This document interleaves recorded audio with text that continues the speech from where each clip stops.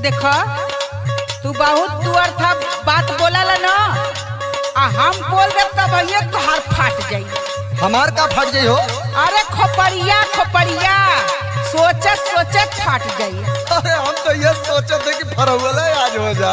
अच्छा तैयार हुआ पूरा हम मतलब बोली ना बोला पूछब तो बतैबा ना। अरे चपले रहो तैयावा बोल। सही रहे तेल पानी मरला से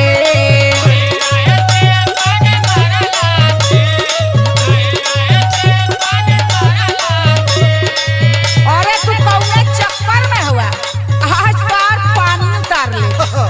अरे अभी पानी बहुत भरपूर मात्रा में है, पुकारा था बस और क्या सुना बोलो। सही रहे तेल पानी मरला से दुख होला बोला कौन चीज झरला से।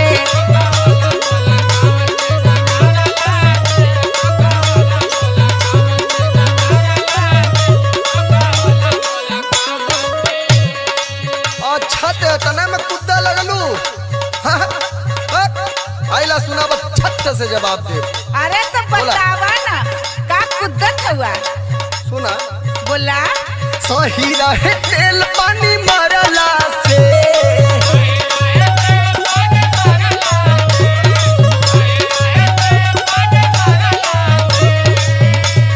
सही रहे तेल पानी मरला से दुख होला भौजी बाहर हई झरला से।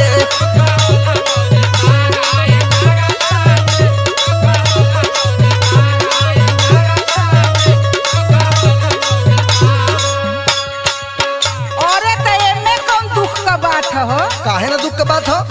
जेकर झरल ओके ने पता चलला तोहार झरल है का? ले ए बौराहू के समझावे हमार तो इतना झरल हाँ कि हम रोक ना पौली। समझ में आयल कि ना? समझा थी। हाँ तब भाई तो पहला पड़ाव पार कैला है। हाँ हाँ और जब तिल पर चढ़बा ना तो लगबा फेचकुर फेंके। चढ़ावा चढ़ावा हम तो चढ़े के तैयार है। सही में और का तैयार लाइन में हाँ हाँ सुना बोलो। भूतेला न केहू के भूतैला से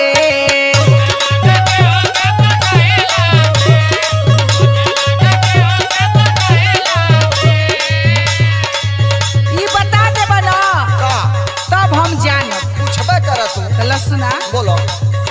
भूतेला न केहू के भूतैला से आगी कवन जरावे दूर गइला से।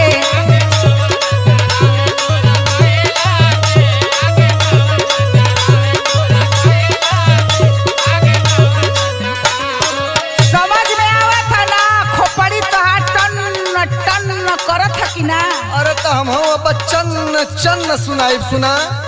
बोला बोला बोला बुतेला न केहू के बुतैला से